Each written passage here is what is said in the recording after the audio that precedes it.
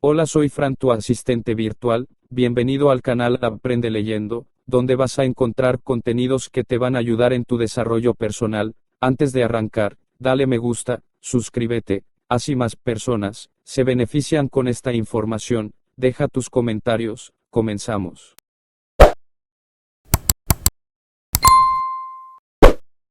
Acerca del perdón.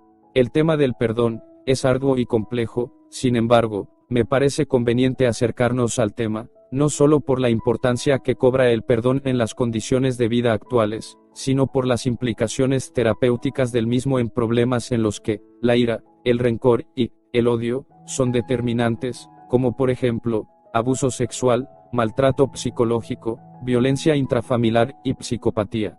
Preguntas difíciles de responder. ¿Cómo es posible que algunas personas que han sido violentadas en su fuero íntimo de la manera más brutal e ignominiosa, puedan dejar a un lado el yo maltratado y saltar por encima del más profundo resentimiento, y yo agregaría justificado, para llegar al tranquilo valle del perdón y redimir al agresor y liberarse a sí mismos? ¿Es posible alcanzar esta conversión del afecto negativo que compromete tanto al ofendido como al ofensor? ¿Existe algún proceso mental de preparación para que el perdón haga su aparición? No, en realidad, se trata, tal como sostienen algunos filósofos, de un acto gratuito y espontáneo. Se trata de un fenómeno determinado por el amor o por la cognición. ¿Puedo perdonar con solo proponérmelo? Antes de explicar lo que es el perdón y cómo acceder a él, se hace importante señalar dos obstáculos que impiden muchas veces llevar a cabo el acto de perdonar: la indiferencia y el odio intenso. Veamos cada uno en detalle. 3 caras de la indiferencia. Cuando se dice que matamos a alguien con la indiferencia, no es tan simbólica la afirmación. El asesinato afectivo es un hecho cotidiano. Ignorar la naturaleza humana del otro es rebajar su condición moral y jurídica, es desconocerlo como un interlocutor válido y como sujeto. Si te considero prescindible, te hago a un lado, dejo constancia de mi desinterés, de mi apatía psicológica, del rechazo a tu presencia. Lo que se opone al amor no es el odio, sino la pura y simple indiferencia. Si te digo que eres un idiota, al menos te estoy reconociendo como ser humano. Así la motivación sea odiarte y desestimar tus logros y virtudes, pero si no te dirijo la palabra, te aplico la ley del hielo o te ubico por debajo de mis umbrales perceptivos, te excluyo del universo. Desapareces para mí, y punto. Pienso que el estilo indiferente puede tomar al menos 3 formas, según cómo nos ubiquemos respecto de los demás. Aunque estas maneras de vincularse se entremezclan en la práctica, las separaré para fines didácticos. Un primer modo consiste en menospreciar al otro. Es la política del narcisista, del ególatra, del que se considera especial y único, y ha hecho de su ego un santuario. La gente está para servirle o alabarlo. Tiene un valor, pero es siempre menor que el propio. El menosprecio reconoce al prójimo como un súbdito o un admirador, un mal necesario para alimentar la vanidad. Su existencia se justifica en la medida en que acrecienta la autoimagen de un yo cada vez más acaparador. Aceptar la superioridad del narciso hace que éste te mantenga en sus huestes, pero si muestras cualquier esbozo de democracia, te echará rápidamente porque jamás compartirá el poder. Lo que piensan y sienten las demás personas carece de importancia, si no contribuye a la supuesta grandeza. El segundo modo profundiza y hace más agresiva la lejanía. Es el estilo del sujeto antisocial y violento, de los sociópatas, de los fríos de corazón, de los que creen que están por encima de la cadena evolutiva y pueden aplastar a los de abajo sin culpa para sobrevivir. Para ellos, el mundo les pertenece a los más fuertes, así que los débiles solamente cumplen una función alimentaria para los depredadores más grandes. Dicho de otra forma, el otro está cosificado. Si en el modo narcisista la dinámica era el menosprecio, aquí es el desprecio. Eres un objeto del que hay que aprovecharse sin miramientos. No hay moral ni ética, porque el ser humano desaparece, y no es necesario buscar los psicópatas en algún archivo policial de asesinos en serie. Ellos también andan a nuestro alrededor funcionando soterradamente, basta observar detenidamente para descubrirlos. El tercer estilo se ubica en la indiferencia pura, ni menosprecio ni desprecio, lisa y llanamente, la no existencia ajena. Hay desvinculación total y de cuajo. No te veo ni te siento, estás en otra dimensión. Insisto, no se trata de desinterés, sino del destierro ontológico del otro. El ser se pierde, la humanidad se pulveriza. Los esquizoides y los ermitaños son expertos en hacer invisibles al prójimo. Se apertrechan en su territorio, llevan la autonomía al límite y declaran una autosuficiencia emocional radical. Las tres formas reseñadas de ruptura interpersonal no agotan el tema. En realidad la indiferencia es un monstruo de más cabezas. Se cuela en la vida cotidiana, en los gobiernos, en la ciencia, los negocios y, en todas las relaciones humanas, no importa la edad ni la clase social. Es una epidemia silenciosa que no parece tener cura. La indiferencia es lo que se opone a la ética y especialmente al altruismo y la solidaridad, perdón incluido, clave de la convivencia saludable. Por eso, los derechos humanos no solamente son un problema político, también son una cuestión psicológica. Vale la pena tenerlo en cuenta. Indiferencia y vida son incompatibles. La emoción del odio. Odiar no genera felicidad, aunque algunos se regodeen en la aversión al otro. Odiar es desearle el mal a alguien con alevosía y premeditación, es desear la destrucción de algún ser vivo y la esperanza de que el desenlace funesto ocurra. Cuando digo que el odio no es un placer a ultranza, me refiero a que el proceso de aborrecimiento conlleva sentimientos negativos que terminan lastimando a quien lo conserva y cultiva. Detestar, abominar y no aguantarse al prójimo afecta el propio organismo y enferma, porque el odio arrasa con todo a su paso. No obstante, esta enemistad visceral hacia una persona o un grupo determinado puede convertirse en una vigorosa fuente de motivación negativa. Por ejemplo, la venganza es la satisfacción de tomar represalias o buscar compensación de un agravio recibido. Por eso dicen que la venganza se sirve en bandeja de plata, pero lo que la mueve, además de la retaliación, es la irritación y la amargura. Placer del ojo por ojo. Venganza y odio, dos caras de la misma moneda. Algunas de las causas que explican el acto de odiar son los prejuicios y los estereotipos sociales, la incompatibilidad en la manera de pensar, sentir y actuar, la envidia, las viejas rencillas familiares, en fin, los caminos que conducen a la antipatía son innumerables. Inclusive, he visto casos de odio a primera vista, una curiosa forma de rechazo químico, que no tiene más explicación que la naturaleza obrando misteriosa y subrepticiamente. Odiar es una emoción negativa que mata psicológicamente al otro, lo excluye, lo convierte en desechable, lo cosifica. El odio estremece, multiplica la ira y hace explosión sin consideración. Las desventajas de sentir odio son muchas, por eso, la gente que logra hacerlo a un lado y controlarlo obtiene, al menos, los siguientes beneficios. Sentirse moralmente bien. A no ser que seamos unos desalmados radicales, odiar casi siempre hace que sintamos cierto malestar inconsciente, ya que estamos rompiendo las reglas básicas de la convivencia pacífica y la supervivencia de la especie. Es probable que cuando se nos pasa la cólera nos embargue el remordimiento, insisto, si no somos psicópatas consumados. No hacerse mala sangre, maldecir, insultar, denigrar, producen una retroalimentación insalubre sobre nuestra propia mente, creando un esquema negativo del mundo y los demás. De tanto odiar, uno termina por creerse el cuento hasta desarrollar una visión resentida generalizada donde nadie se salva.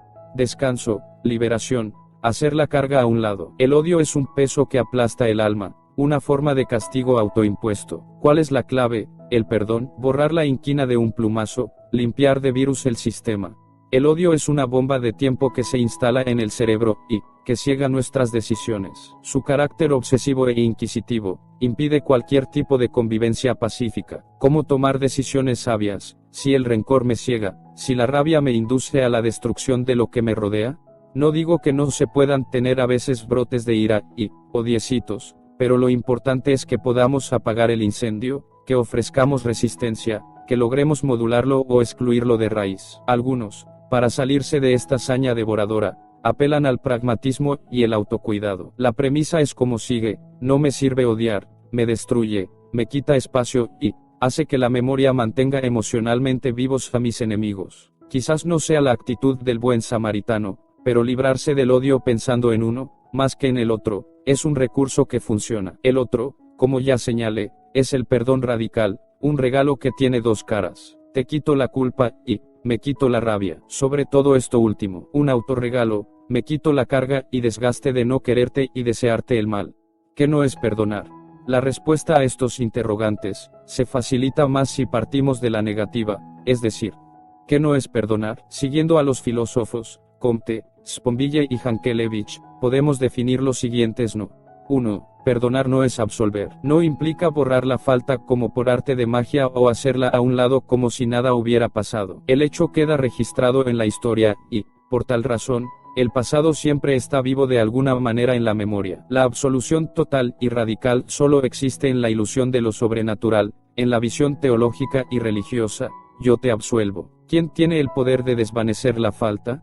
2. Como consecuencia de lo anterior, perdonar no es olvidar. El perdón no es amnesia, entre otras cosas, porque no sería adaptativo borrar al infractor de nuestra base de datos, y quedar por ingenuidad en riesgo de un nuevo ataque. ¿Debe el niño olvidar el rostro del abusador que persiste en su afán destructivo? ¿Cómo olvidar al explotador y evitar que vuelva a estafarme? Un punto adicional, si dejáramos de recordar.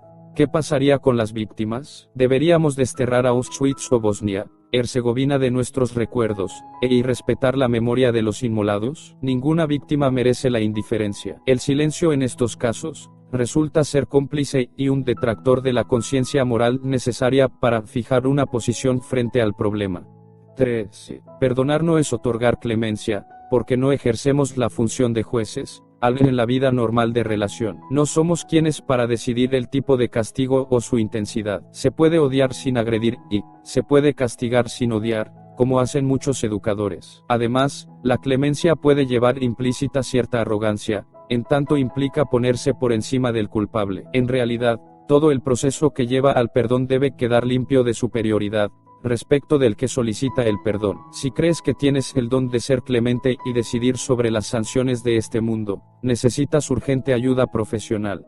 4. Perdonar no es sentir compasión. La compasión te solidariza con el dolor de la víctima, es una virtud afectiva, se trata de sensibilidad, de solidaridad emocional o de contagio, ya que el dolor ajeno nos toca o se refleja a través nuestro. La compasión es un sentimiento democrático, ya que la identificación del sufrimiento es más intensa cuando se realiza entre iguales. Es difícil imaginar el dolor de un famoso astro de Hollywood, porque se le dañó el motor del yate o porque se quemó el tapete persa de $200,000. Compasión, compartir el dolor, quizás ayude a facilitar el proceso del perdón, pero no basta para definirlo. 5. Perdonar no es renunciar a la justicia. Recuerdo el caso de una señora que descubrió que su marido intentaba estafarla en un negocio sucio. Después de meditar varias semanas, me dijo, lo he pensado bien, y he tomado una decisión, lo perdono, pero me voy a separar. El acto de perdonar no entraña que debamos renunciar a defender nuestros derechos o dejar de luchar por lo que creemos, más bien se trata de no entrar en el juego del odio. Me pregunto, por ejemplo, si la labor de Simon Wiesenthal, un judío sobreviviente de los campos de concentración nazi, de identificar y capturar criminales de guerra pertenecientes a la SS, estaba motivada más por el odio que por la justicia. Aparentemente no, porque el odio lo hubiera matado mucho antes de dar con el primer homicida. Me pregunto también si lo que mueve a las perseverantes madres de la Plaza de Mayo, estemos o no de acuerdo con ellas, es el odio por los golpistas o la necesidad razonada, imperiosa y vital de recuperar a los suyos.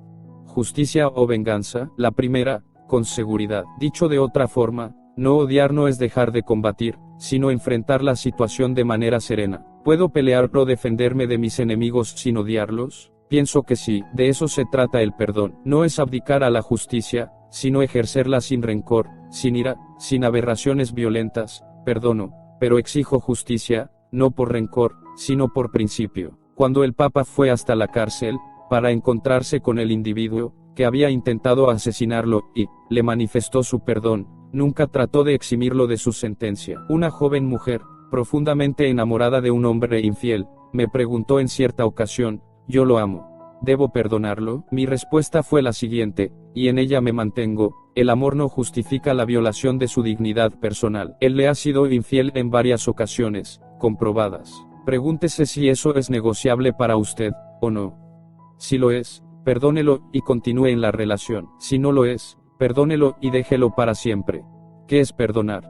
Perdonar es no odiar, es extinguir el rencor y los deseos de venganza. Es negarse a que el resentimiento siga echando raíces. El psiquiatra cognitivo Aaron Beck ubica el odio como un sentimiento más intenso y profundo que la ira. Yo agregaría, más personalizado. El odio es una aversión esencial por el otro acompañada por unos fuertes e incontenibles deseos de destruir a la persona. El otro es visto como un enemigo peligroso, maligno y cruel. Aunque parezca absurdo, también se pueden odiar cosas inanimadas, como el caso del rey llamado Sirio que decidió secar un río porque su caballo se había ahogado en él. Así que dejó a un lado los planes de expandir su imperio e hizo que su ejército se dedicara a la tarea de construir 80 canales para vaciar el río, y castigarlo por su insolencia. Las condiciones del perdón. La mayoría de los autores coinciden en que el perdón requiere de ciertas condiciones. Solamente la persona ofendida es quien tiene el derecho a perdonar. Ese es el privilegio de la víctima. El perdón es algo personal, en él solo intervienen los involucrados directos. No puedo perdonar a Hitler a la distancia, como un observador ajeno al dolor del Holocausto, y, sin ser un judío damnificado directamente. Solo el torturado puede perdonar al torturador, solo el inmolado puede perdonar a sus verdugos. ¿Habrá mayor presunción en quien cree tener el poder de perdonar a los asesinos de otro? El perdón requiere tiempo. El perdón fácil es sospechoso. Hankelevich afirma. Este apremio de confraternizar con los verdugos, esta reconciliación apresurada constituye una grave indecencia y un insulto para las víctimas. ¿Cuánto dura el proceso de perdonar? Nadie sabe, pero sí sabemos que no es inmediato. Hay que sopesar muchas cosas, hay que pensar razones y darle razones al corazón para que decida. El perdón solo se justifica si existe rencor u odio. Sin tales emociones negativas, el perdón sobra o no tiene sentido. ¿Debe arrepentirse el ofensor para que haya perdón? No creo. El arrepentimiento facilita el perdón, sin lugar a dudas, pero no es una condición necesaria y suficiente. Condicionar el perdón al arrepentimiento es asumir una estructura autoritaria del perdón. Es la filosofía del tener más que del ser. Fromm sostenía que, tradicionalmente, el pecado ha sido relacionado con la desobediencia y su expiación o perdón son el castigo. Sin embargo, desde una perspectiva más humanista, el único y fundamental pecado es el egocentrismo. Dicho de otra forma, el pecado universal es todo aquello que afecte el bienestar humano. En sus palabras, en resumen, en el modo del tener, y por ello en una estructura autoritaria, el pecado es desobediente y se supera con el arrepentimiento, luego el castigo y, posteriormente, una sumisión renovada. En el modo del ser, en la estructura no autoritaria, el pecado es un alejamiento sin solución, pero se supera con el pleno desarrollo de la razón y el amor y con la unión.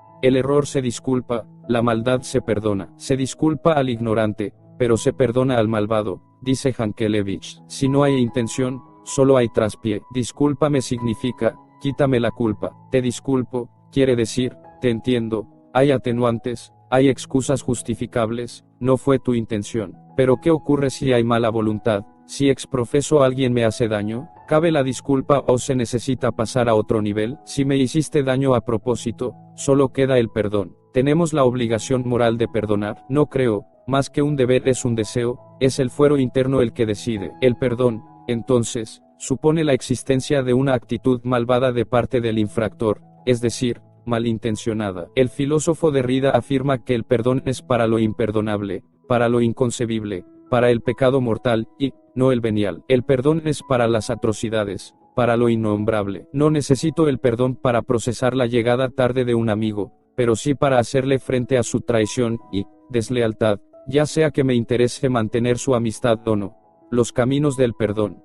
Mi defensa del perdón obedece más a razones psicológicas que espirituales o religiosas. Desde un punto de vista cognitivo, no solo es un regalo que le hago al infractor, lo cual puede llegar a ser importante desde una perspectiva humanista, sino es un regalo que me hago a mí mismo, en tanto dejo de sufrir. Perdonar es aliviar la carga que me causa el rencor, es dejar mi corazón libre, para que vuelva nuevamente a creer y, oblicua o amar, es volver al cauce natural. Parecería que no existe solo un camino que conduzca al perdón. En mi práctica profesional, he llegado a identificar 5 procesos básicos, los cuales muchas veces se entremezclan de manera compleja y producen un único fenómeno indiferenciado. Con fines didácticos, los presentaré por separado. El camino del amor. El amor agápico, desinteresado, no requiere del perdón para subsanar las heridas psicológicas, porque no alberga rencor. ¿Qué no le perdonarías a un hijo? Más bien, con ellos ocurre al revés, el esfuerzo, se concentra en no quitarles el castigo antes de tiempo, en ejecutar la norma porque la sanción nos duele más a nosotros. El amor es el antídoto principal contra el rencor y el odio. Sin embargo, cabe la pregunta: ¿es posible amar al enemigo? He visto casos en que pese a lo terrible de la afrenta, el amor obra como una mampara antirrencor, nada que procesar, nada que analizar, solo el amor que incluye el perdón, dolor sin rencor. ¿Cómo desearle el mal a un hijo que nos roba? ¿Cómo buscar venganza hacia la persona amada? Por desgracia no podemos producir amor a voluntad, ni en la terapia ni en ningún lado. Recuerdo el caso de una mujer de casi 70 años, que vivía con un hijo adicto a la cocaína que la maltrataba, y le quitaba a la fuerza el poco dinero que tenía.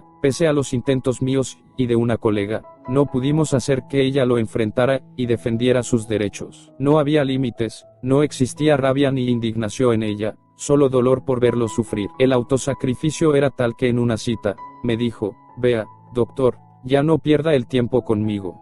Mi depresión va a seguir de todas maneras. Si usted espera que enfrente a mi hijo, lo eche a la calle o lo denuncie, el loco es usted. Si pudiera dar la vida por él lo haría. Yo no necesito perdonarlo, ya está perdonado de antemano. El amor tiene el don de brindar un perdón anticipado y generalizado. Nunca volví a ver a mi paciente, y aunque la teoría me indicaba que la asertividad era la mejor opción, nunca supe si alabar su conducta o censurarla. El camino de la compasión.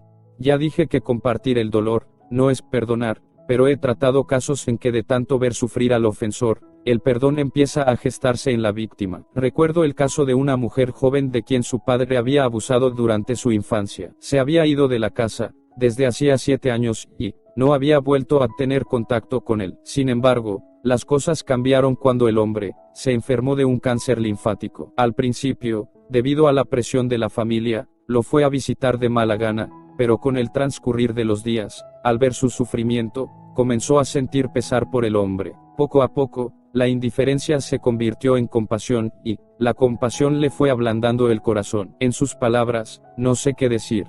Siempre lo había odiado por lo que me hizo, pero cuando lo vi sufrir tanto, no sé, algo me pasó. Nunca hablamos del pasado. Yo sentía tanto pesar por él. No era amor, sino lástima. Unos minutos antes de morir, cruzamos una mirada, y todo quedó claro para nosotros. Fue como una exhalación. El odio desapareció. No hubo contacto físico, ni despedida, solo esa mirada especial. Se fue en paz, y yo quedé en paz. No sé qué ocurrió, pero le doy gracias a Dios. La compasión es una virtud afectiva donde las razones sobran. Cuando se manifiesta, el dolor del otro puede transformarse a sí mismo en perdón. El camino de la comprensión es el preferido de los psicólogos clínicos. Sin embargo, hay muchas dudas al respecto. Perdonar es comprender, no necesariamente. Puedo concebir por qué un violador acaba con un niño, explicar su conducta científicamente, arguir razones y atenuantes de todo tipo, y aún así sentir odio por el hombre. Explicar un comportamiento no es justificarlo. Uno no perdona a fuerza de excusar, pero puede ocurrir que el damnificado, de tanto ponerse en el lugar del acusado, termine por identificarse mentalmente con él. La comprensión puede preparar el camino para que el corazón dé el vuelco, pero no más. Aprestamiento para dar el salto. Hakelevich afirmaba que, además del conocimiento, se necesita un impulso agregado, una energía suplementaria, para que el perdón tenga lugar. Aún así, de tanto machacar, de tanto ir y venir por los recuerdos, de tanto intentar explicar lo inexplicable, de tanto ponerse en los zapatos del otro, hay ocasiones en que el perdón asoma como una bendición, más o menos comprensible. El camino del desgaste. En los 3 puntos anteriores, el proceso estaba centrado en el otro: amar, compadecer o comprender al infractor. En este caso, el camino es más autorreferencial. Hay ocasiones en que el desgaste que genera el rencor es tal, que la persona decide perdonar como un acto de supervivencia. Me cansé de odiar. No hay amor, ni compasión, ni comprensión, solo cansancio esencial que se revierte sobre sí mismo. Odiar el odio es una decisión de la mente dirigida por el organismo. El odio cansa, enferma e incluso puede enloquecer a quien lo padece. He conocido gente que llevaba más de 20 años planeando una venganza, y no estaba presa. En el camino del desgaste, el perdón actúa como mecanismo de defensa, un recurso del yo sin importar tanto el tú, un autorregalo: lo hago por mí, te perdono porque quiero seguir viviendo. ¿Nunca has sentido una aversión especial por alguien que ni siquiera sospecha lo que sientes? En realidad, el perdón como procesamiento de la información, del rencor, no requiere de nadie más que de la víctima que lo padece, sea este justificado o no. Incluso en ocasiones el perdón está dirigido a una persona muerta o ausente, así que no hay retroalimentación de ningún tipo. Con o sin arrepentimiento, con o sin requerimiento del transgresor, el perdón siempre es un proceso personal. El camino de la comparación es una forma de identificación por lo bajo. El que esté libre de pecado que tire la primera piedra, nos enseñó Jesús. Existe otra entrada al perdón, y es la de compararme con la persona que me causa el daño. ¿Y si me parezco al agresor? ¿Y si la autoobservación arroja un saldo negativo? ¿Cómo odiar a quien se me parece sin odiarme a mí mismo? La comparación es un proceso de comprensión, pero referido a las similitudes del ofendido con el culpable. El yo se involucra de otra manera. El mecanismo de identificación con el agresor no se hace desde el dolor, sino desde la semejanza. ¿Cómo no perdonarte si yo hubiera hecho lo mismo? Modestia, humildad, autocrítica. No pensemos en un genocidio, sino en esos pequeños actos de maldad que todos hemos cometido alguna vez. En palabras de Comte Sponville, puedo perdonar a un ladrón, porque he robado libros en mi juventud, al mentiroso porque miento, al egoísta porque lo soy, al cobarde porque quizás yo también lo sea, pero, al violador de niños, al torturador, cuando la falta supera la medida común, la identificación pierde su fuerza e incluso su plausibilidad. Cuando se trata de perdonar, no importa tanto el camino sino el resultado. Puedes elegir el tuyo o al identificar dónde estás parado. Tener un esquema positivo sobre el perdón implica estar dispuesto a no dejarse llevar tan fácilmente por el odio, y a intentar terminar con el rencor, si ya está instalado. Si asumes que el perdón es un valor, si lo internalizas como una virtud, podrás cultivarlo y relacionarte mejor y más sanamente. Eso es todo por esta ocasión, nos vemos en la próxima, adiós.